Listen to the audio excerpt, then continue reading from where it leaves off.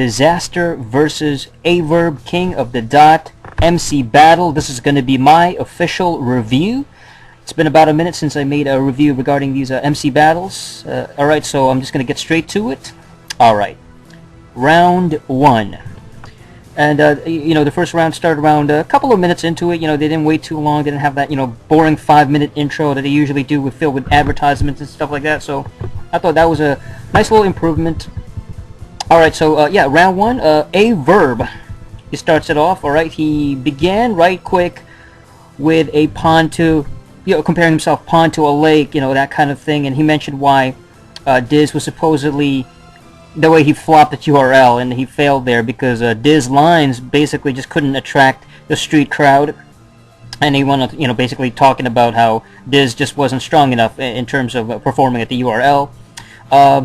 He did the Saddam versus Jeffrey Dahmer case kind of thing, comparing himself to Saddam versus Jeffrey Dahmer. Your bars give the same feel as when a condom breaks, like, oh fuck, that kind of thing, and that one got the first big crowd reaction, got a good pop from the crowd. There was a lot of compounded rhymes as well, actually. A-Verb is one of these multi-type of cats. We've seen him in previous battles before. In his flow, mixed with a lot of wordplay as well, though. So he's got a lot of these like little wordplay type things he'd like to incorporate in his rhymes. Like, for example, common state, dock to operate, certain vibe, purple skies, bitches high, getting high, dickhead, getting circumcised, and just nice wordplay. It sounds good. Got a good flow to it. He had an excellent flow about send you out in style. What's your shirt, your size? Turban with purple tie. Want your hearse covered in Slurpee signs. That was nice, man. That one got a good crowd pop.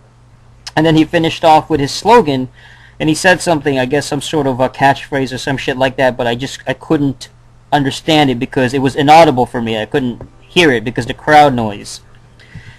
And then he had a little reference to DNA, the DNA battle with the radar backwards thing, about spraying the llamas and then reversing it, and ends up with, I'm gonna punch him like KOTD. I still didn't really understand the whole TD part. Like, what's that mean? Is that some sort of abbreviation for something? KO, okay, I get it, you knocked him out, and then TD. Like, what's TD? I don't get it. Is that something I'm missing? Anyway. So Dizaster's turn. Alright. Dizaster's round one. Diz goes after some black chick. Alright, so that's the first thing he addresses that Verb is supposedly with. And he went on to destroy her box, being the Arabic guy or whatever, and then said he, came up here looking like an LL Cool J fan. Scratch that, I mean Kool-Aid Man.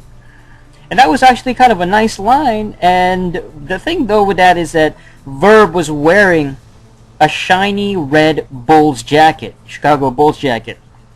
So I understood where Diz was coming from with the Kool-Aid Man reference, and that one did get a good crowd reaction, got a good pop. To me though, when I heard it the first time, it sounded too much like Thesaurus's line against Marv 1 circa 2007, so many years ago. I know, but the context was a little bit different. Called him the Purple Kool-Aid. Purple grape drink, I should say. A purple grape drink flavor or something like that. But it worked to a good effect because he went on to continue with the whole, oh, you look like you crashed through the wall or something like that. And then he had a funny line, looks like he auditioned for Kid and Play. You literally look like Kid and Play, regarding the hair. Called him a black negligee for some reason, which I thought was sort of a kind of a lame compounding type of thing, just for the sake of having a multi. And then he had a rebuttal to the circumcision thing. I've never seen such a perfect hymen circumcising thing. I saw that coming from a mile away, though. I thought it was really predictable when he was going to say hymen. I was just like, okay, yeah. So very predictable. Then Diz went on to kind of a rather weak feminization, materialistic angle about how he has a curling iron and different person without a purse beside him. He attacked Verb's supposed concerns for getting rims and whips, shirts and diamonds. Men ain't supposed to look like girls and be perfect like them.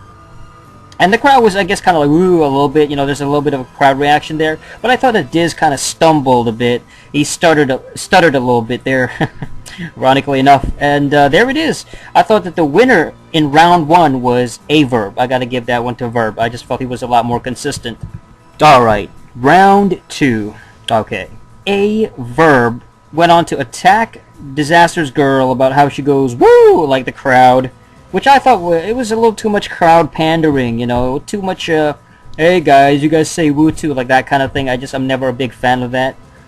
But then he goes on to have like this great wordplay reference type of flow with, this clip is volcanic, it's organic, shoot him from Wichita, Kansas, every shot I throw I'll pull a different card, Gambit, and the crowd popped really well there. That was great. You know, there's a lot of freaking geeks and nerds in the crowd, you know, a lot of comic book fans and shit. You know, X-Men, it's all gravy.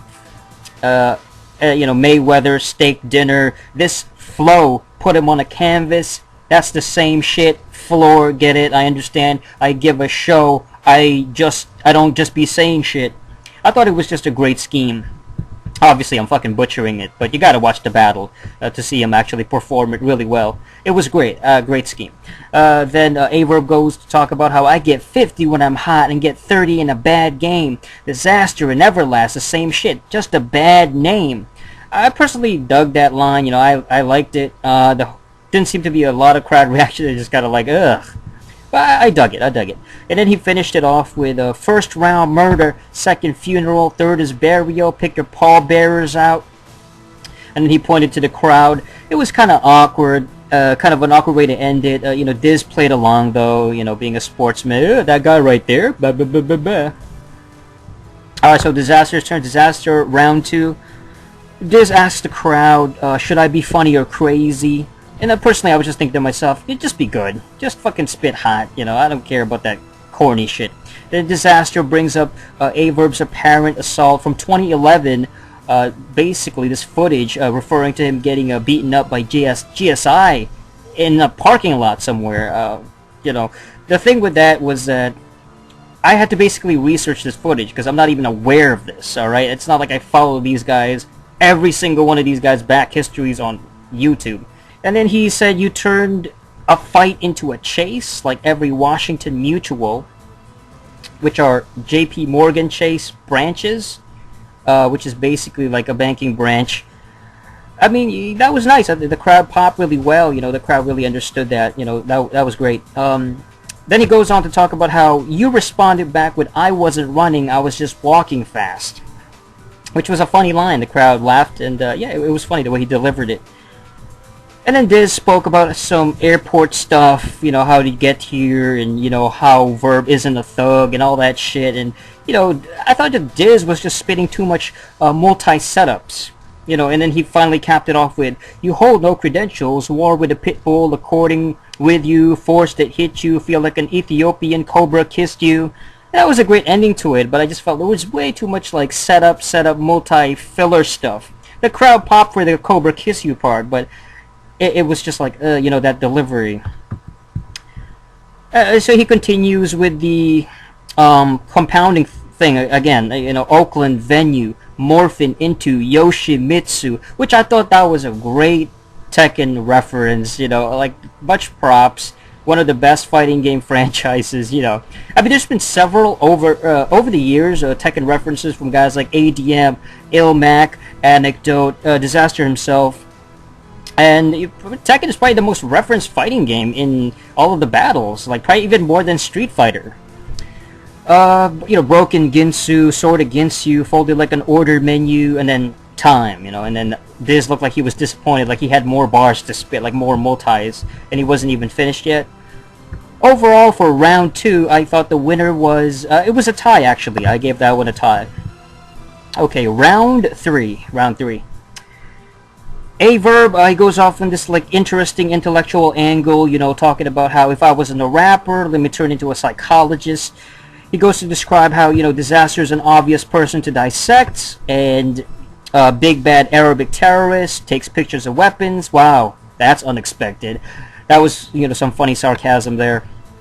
And you could feel that it was leading into something bigger. He goes on to break down, you know, Dizaster's lifestyle, how he's just like this harmless weapon-fascinated collector who first had sex with his sister. And you know, again, it just kept building up. Then about how, you know, Diz is just an Arabic foreigner who took on the street persona during the Desert Storm, and he was in high school and he was picked on, and then he decided to become a rapper so he can fit in. You know, I thought it was a good way to separate Diz and his culture from the hip-hop black African American culture. And then he goes on to ask, name one Arabic person who's big in hip-hop with an accent, or something along those lines. And I mean, really, initially, I mean, nobody can really think of anything. I mean, the crowd was crickets, you know, like silence. Then Verb goes, you're going backwards, your people's common job is engineering, go do that shit. It was a funny line, you know, the crowd really reacted to it, like, oh yeah, yeah, we're feeling it. He goes on to talk about how Diz was just jacking the black rapper swag and the behavior, and how it's just a jacket for fashion. I thought it was a pretty decent angle to go at, you know, give it back Diz, I'll snatch it off you type of thing. You know, foreigners don't run hip-hop. But then he said this line like, bitch Janin work, or something like that, and I just had no fucking idea what he meant by that. Like, what is he talking about? Bitch Janin work? Is that a person? Is that some phrase? Like, I don't fucking get these little obscure fucking sayings. Or is it just his accent? I don't know what he meant by bitch Janin work. Overall, I mean, it was nice. The only guy I can really think of that's Middle Eastern in the hip-hop game is DJ Khaled, who was Palestinian descent, and that's pretty much it. He had a good line, you ain't fooling me, buffoonery, you missed your time, truancy, and then Verb finishes off with, today we make progression, but my time is over, lush, send in my next session. And it was perfect timing. It was great way to end that. I thought it was a great angle overall, and the crowd really applauded. They appreciated the whole angle. It was great. Alright, and Dizaster's round 3. Diz, he responds back with this. He goes, every black dude I meet is Barack, Jamal, Hussein. Why don't you give us back our names? Great freaking rebuttal. You know, Diz is really good at these rebuttals. Crowd reacted really well. Good flip line against the blacks. Black only, no Arab angle, I should say. Just a great way to turn that around. Telling Farrakhan to give our religion back, you know, that kind of thing. It's just awesome stuff. Diz goes for this like pseudo-racial, socio-economic angle of his own. Your father won a gold Oscar for being New Jersey's #1 home robber. Those are your role models. My uncles are stockbrokers. Your uncles are broke stalkers. I can't fucking read my own writing. The crowd popped really well for that one, and that was a great line, actually. Stockbrokers, broke stalkers. You got the bloodline of Mississippi poor farmers. Forefathers were floor moppers, and his mother would sell crack to her own daughter.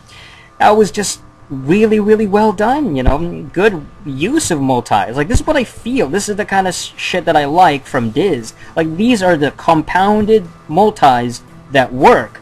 They're all relevant and they tie together really well. The imagery is consistent. And then Dizaster goes after a bunch of, you know, more compounded shit and multi-setups. And this one felt a little bit more random this time around. Like, use my face, I'm not Confucius, fuck philosophy, go to a coma, wake up like a college student. All kinds of shit like that. There was some strong keywords here and there. You know, Vietnamese, no happy ending, whatever. Felt mostly filler though, no strong punches. But then at the end, he landed this really strong, I'm KRS-One, you're Jay-Z, all you did was copy my blueprint. And then that one got a good crowd pop. Of course, you could just sort of feel when the crowd would react really well to a line like that. And he goes on to another multi-syllable angle type thing. Mirko Croak Pop, crossed with embalming fluid. He said that twice. I thought maybe he would say something, maybe a RoboCop reference, I don't know, for some reason. Stomp you out like a Jew walking through Munich, I think something along those lines. A lot of random multi-stuff, imagery and compounded stuff, just random. Mortal Kombat, living room, stomp you through it, kind of stuff. I mean, they connected lyrically, but it just, the imagery was all over the map. And then he goes after the quick compounded stuff. Again, he just kept at it. Blaster shot, random spots, anaphylactic shot, chance to talk, shadow box, box your shadow, slapped and tossed applesauce. And I'm just like, you know, just... would he try this in URL? Is this why he failed in Smack? I personally don't think he failed at Smack, but he was a little bit underwhelming in the URL stuff. And I mean, this is what he's good at, but I understand that, but it just didn't seem strong, you know? He brings out the S-curl box, you put A-Verb in the box, and the whole gimmick thing, the prop with the hair conditioner stuff, that was, I knew he was going to go for something like that, you know, that kind of angle. He said, you're the definition of what A-Verb's perm is to no can do way back in the day. So that angle's always been in his mind. Great line about, you know, rather spend his money on hair conditioner than repair his air conditioner. Great fucking scheme. Scared of the Clippers. And then that was the ending. And then the crowd cheered. And the winner for that particular one, I think most people probably lean towards Diz. I thought it was more of a tie. Because as great as Diz's flip was, I still gotta give A-Verb his props as far as the overall value of his angle. The overall winner of the whole battle, I'd lean more towards A, just because he won that first round, I would say definitively, and the rest was tie. So, I mean, maybe more people would say it was closer to a tie, but I'd still give A the small edge in that overall battle. But not the strongest we've seen from both guys. I mean, it feels like Dizaster's fallen off in the past year and a half. He hasn't really been the same. And he's admitted this through interviews, how he's maybe a little bit burnt out, that kind of thing. So I guess it just depends if he's going to get back up and actually become hungry again. He did okay, you know. I thought it was just a slightly above mediocre performance from both guys. So it's a battle worth checking out. Not too shabby, but it could have been better.